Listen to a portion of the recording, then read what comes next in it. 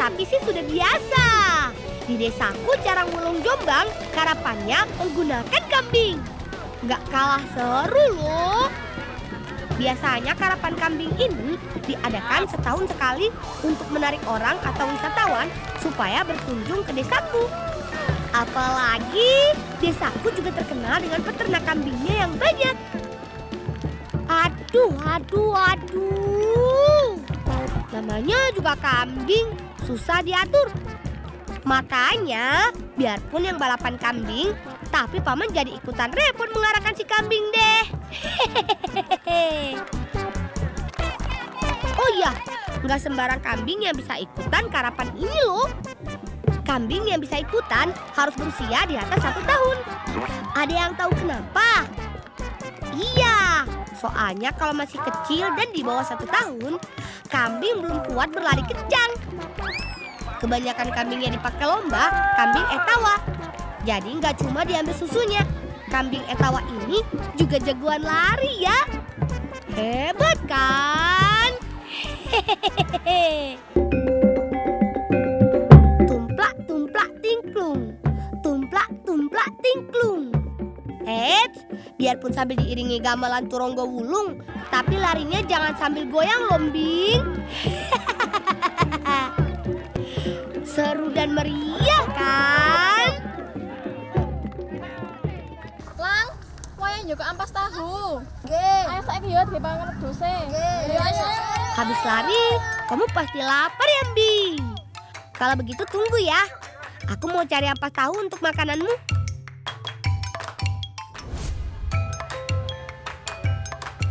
Kalau mau ampas tahu, biasanya aku ke tempat Paman Sugiat. Pamanku ini pembuat tahu pong pertama yang ada di desaku. Pakde, kula nyuwun ampase. Iya Pakde, niki damel pakan wedhus. Ngono ya, Le. Tuh, sayang sekali. Ampas tahunya belum ada. Aku punya ide nih. Gimana kalau kita ikut membantu Paman membuat tahu pong? Nah, ada 2 macam nih kedelai yang digunakan. Yang lokal dan yang impor. Cuci dulu kedelai yang sudah direndam 2 jam supaya nggak ada kotoran dan tanah yang menempel di kulit kedelai. Kalau kedelai lokal, direndamnya harus lebih lama lagi, 4 jam. Karena kulit ari kedelai lokal lebih tebal. Lanjut, giling kedelai yang sudah bersih.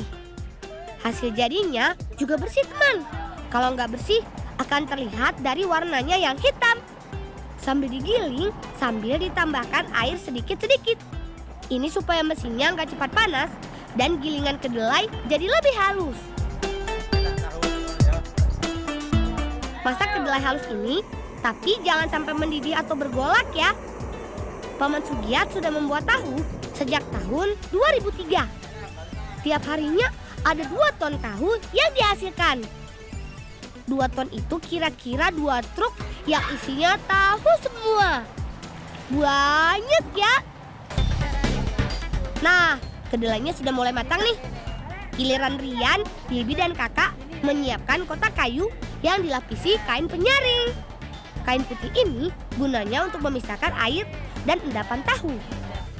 Ampas kedelai disaring, lalu diputar supaya air perasan kembali ke bak penampungan.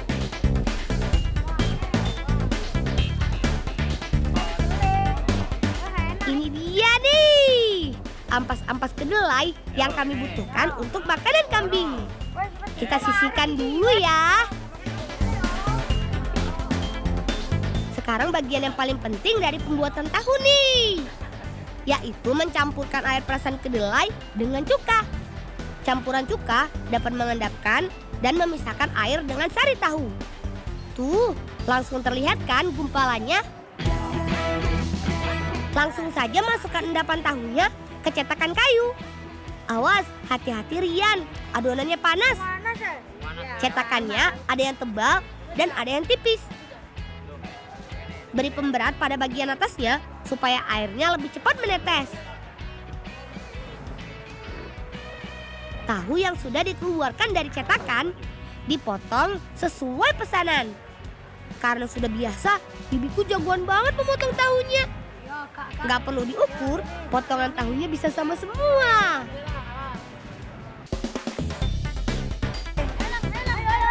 Nah, ini dia perbedaan tahu buatan pamanku dengan yang lain.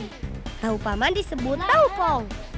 Tahu direndam lagi semalaman supaya kandungan asam hilang dan tahu jadi lebih empuk.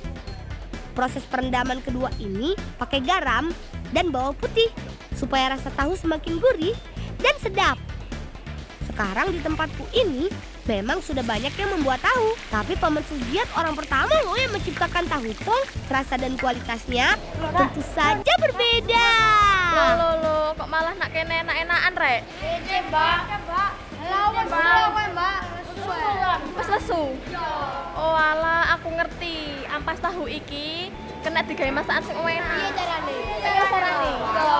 Ayo mel aku tak dudono carane. Wah, ampas tahunya ternyata nggak cuma buat kambing loh. Kami jadi penasaran.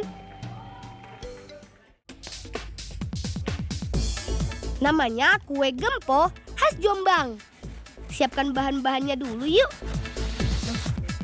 Nah, parutan kelapa ini untuk ditabur di atas kue gemponya. Kue gempo biasanya berwarna coklat tua. Tapi kali ini kita pakai ubi yang berwarna-warni supaya makin cantik. Hehehe. Bu, tuyane pon umup niki. Ya, telone digodhog ya, Le. Nggih, Bu. Nggak usah lama-lama, cukup 20 menit merebus ubi sampai empuk.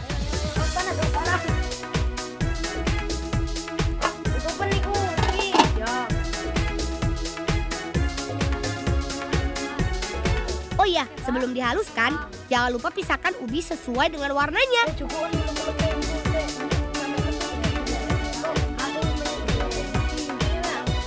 Tambahkan ampas tahu, tepung terigu, dan gula. Dan campur semua sampai rata. Nah, ini ciri khas kue gempok menggunakan kacang tolo. Kacang tolo dipakai karena lebih lunak dibanding kacang lainnya. Oh iya, kacang ini sudah direbus dengan air gula supaya lebih empuk. Yuk, masukkan adonan kuenya ke cetakan. Masukkan menjadi beberapa lapisan warna. Dan tekan-tekan supaya adonan lebih padat. Supaya matang merata, kukus adonan selama 20 menit.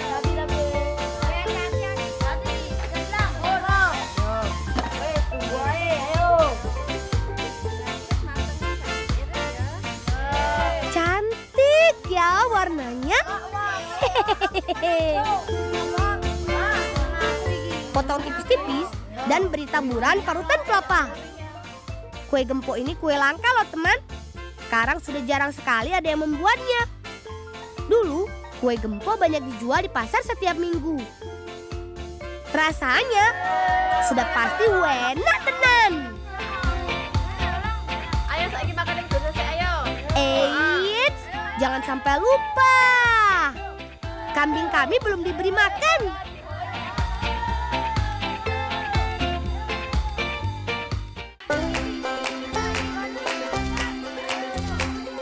Dari buku yang aku baca, ampas tahu tinggi kandungan proteinnya. Makanya bagus untuk kambing supaya cepat gemuk. Kambing betina yang diberi makan ampas tahu juga menghasilkan banyak susu. Biasanya ampas tahu diberikan di sore hari ketika paman sudah selesai mengolah tahu. Karena banyak mengandung air, ampas tahu cepat basi. Makanya kami cuma ambil ampas secukupnya. Kambing-kambing ini berjenis P atau biasa disebut etawa. Jumlah 16 ekor. Kambingnya sudah kenyang. Kita lanjut ngebolang lagi yuk.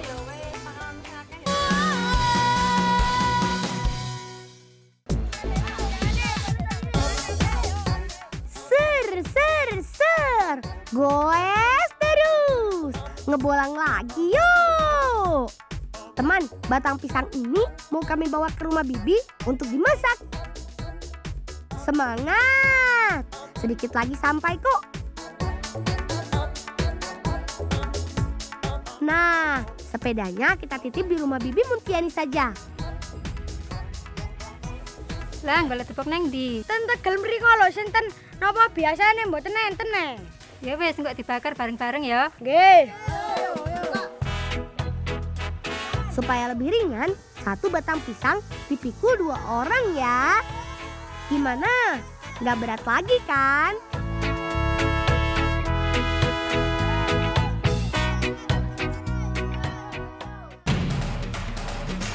Sebenarnya, tidak semua bagian batang pisang ini yang akan diolah jadi makanan. Kita ambil bonggolnya saja. Bagian paling bawah yang dekat dengan akar. Pastikan bersih, tidak ada kulit dan akar yang tersisa ya. Nggak cuma kayu aja yang bisa dipotong pakai gergaji. Nih, bonggol pisang juga harus pakai gergaji. Ini karena bonggol pisang banyak seratnya. Kalau pakai gergaji, jadi lebih mudah membentuknya jadi segi 4. Kalau sudah dipotong, cuci bersih sampai tidak ada getah yang tersisa. Nah, ada caranya nih supaya getahnya benar-benar hilang. Yaitu dengan cara merendamnya semalaman. Iki uyahe dilebokno iku ndek rendeman iki. Tambahkan garam supaya getah mudah larut di air. Pakai garamnya secukupnya saja ya. Nanti bisa merubah rasanya kalau kebanyakan garam.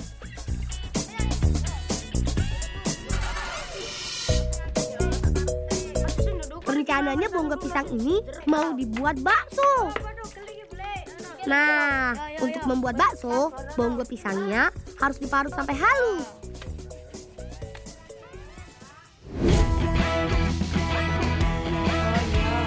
Bonggol pisangnya sudah diparut, lalu dikukus selama 30 menit.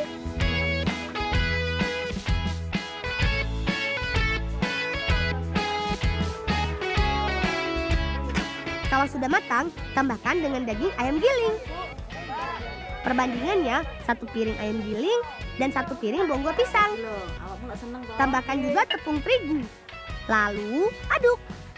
Supaya lebih menarik, kita buat pewarna alaminya yuk. Masing-masing pewarna alaminya diambil sarinya ya. Kalau adonan sudah kalis, tambahkan bawang putih yang sudah dihaluskan. Tambahkan pewarna dan aduk-aduk sampai rata.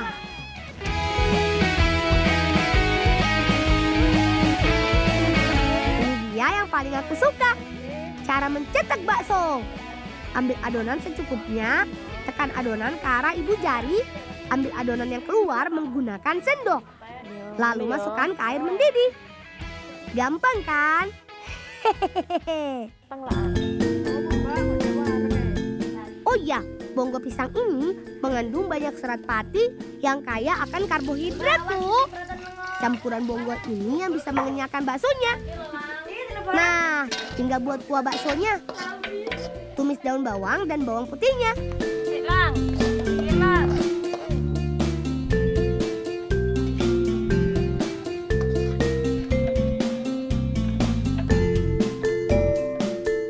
Jadi deh bakso bonggol pisangnya.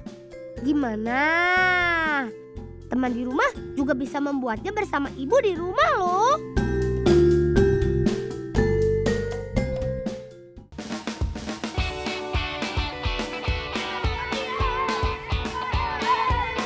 Ayo teman-teman bergegas. Hari ini pamanku sedang panen kopi. Jarak kebun paman cukup jauh dari desa. Jadi jangan sampai paman dan bibi menunggu terlalu lama. Mbak, arek-arek nandi yo? Jarene mangkate ngewangi ngunduh kopi. Lah ya mbok iku mang leren dolan paling. Niku Mbak, arek-arek abane teko iku jan. Wah, ternyata kita terlambat. Yuk, langsung saja kita petik kopinya. Nah, supaya menghasilkan bubuk kopi yang berkualitas, petik yang berwarna merah saja ya. Kopi di kebun paman ini berjenis Arabica Gayo. Ada 500 batang pohon kopi dan berumur sekitar 3 tahun. Pada awal panen hanya menghasilkan sedikit biji kopi. Tapi semakin bertambahnya umur kopi, semakin banyak juga biji kopi yang dihasilkan. Bisa sampai 100 kg. Kelebihan kopi Arabica Gayo dibanding Excelsa, harganya lebih mahal dan jarak tanam lebih rapat. Jadi, di lahan yang tidak terlalu luas, dapat menanam lebih banyak pohon kopi. Lebih menguntungkan bukan? Olah ngake lang. Ya wis ayo di gawane digiling. Ayo.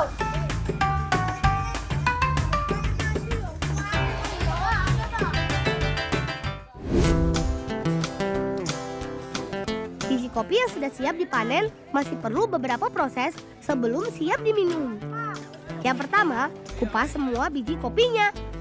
Lalu, masukkan ke penggilingan. Tenang saja teman, ini alat pengupas kulit kopi. Biji kopi yang digiling masih utuh kok. Masukkan biji kopi sedikit demi sedikit supaya alat pemutarnya gak terlalu berat. Biji kopi yang belum terlepas dengan kulitnya harus dipisahkan dengan tangan agar benar-benar bersih. Kopi yang tidak dikupas kulitnya memerlukan waktu penjemuran lebih dari 14 hari. Sedangkan biji kopi yang dikupas lebih cepat kering. Hanya memerlukan 7 hari saja di matahari yang terik. Mbak, gawe kopi, Mbak. Oh iya Pak. Kalau begitu kita buat bubuk kopinya yuk. Tapi kita harus pilih biji kopi yang benar-benar kering dan pisahkan sesuai ukurannya. Kalau cara penyimpanannya benar, biji kopi yang kering dapat bertahan selama 2 tahun loh. Sangrai biji kopi dengan api sedang sampai berwarna coklat kehitaman. Jangan sampai terlalu gosong ya, karena rasa juga akan berubah. Masukkan biji kopi secukupnya ke dalam lesung. Jangan terlalu banyak ya, agar tidak tumpah ketika ditumbuk. Dan tumbuk sampai halus.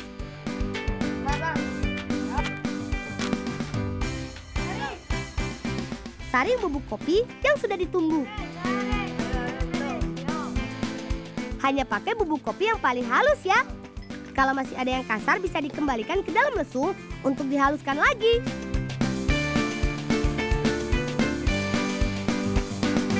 Nah, ini dia kopinya sudah jadi.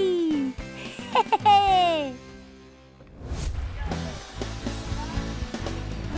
Teman-teman sudah pernah makan mie kopi? Atau malah baru dengar? Hehehe. Yuk, langsung saja kita siapkan bumbu-bumbunya. Ada bawang merah, bawang putih, dan cabai. Kupas dan bersihkan semua bumbunya.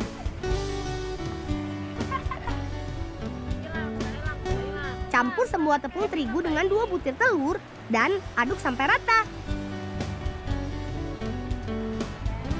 Ini dia bubuk kopi yang kita buat tadi. Seduh dengan air panas dan campurkan ke adonan mie.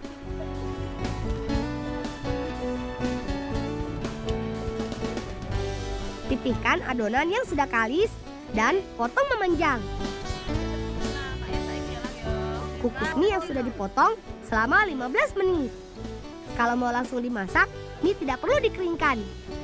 Khusus untuk dijual, kakak Cici mengeringkan mie dengan cara dijemur. Mie yang kering dapat bertahan kurang lebih sebulan loh teman. Rebus mie yang sudah dikukus sampai mie matang. Karena kami akan memasak mie goreng, jadi tiriskan airnya ya. Tumis semua bumbu sampai semua bumbunya setengah matang.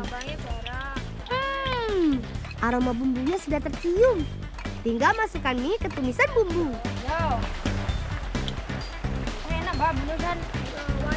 Tambahkan garam sesuai selera. Dan masak sampai semua bumbu meresap ke mie kopinya.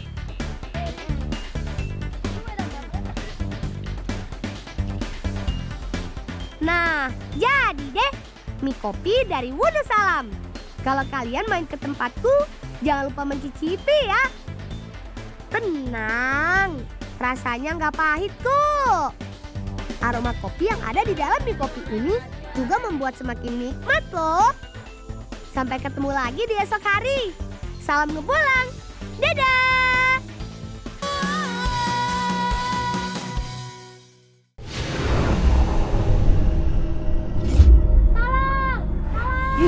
Gue tak. Salam! Cita!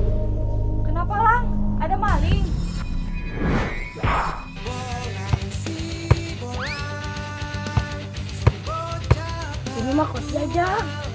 Idola euy. Jajan tak. Jurus orang ya Darto ke. Ya benar, jurus orang. Nah, ini podoi. Darto ke. Jurusnya di sini. Hai, aku boleh ikut main nggak? Ayo.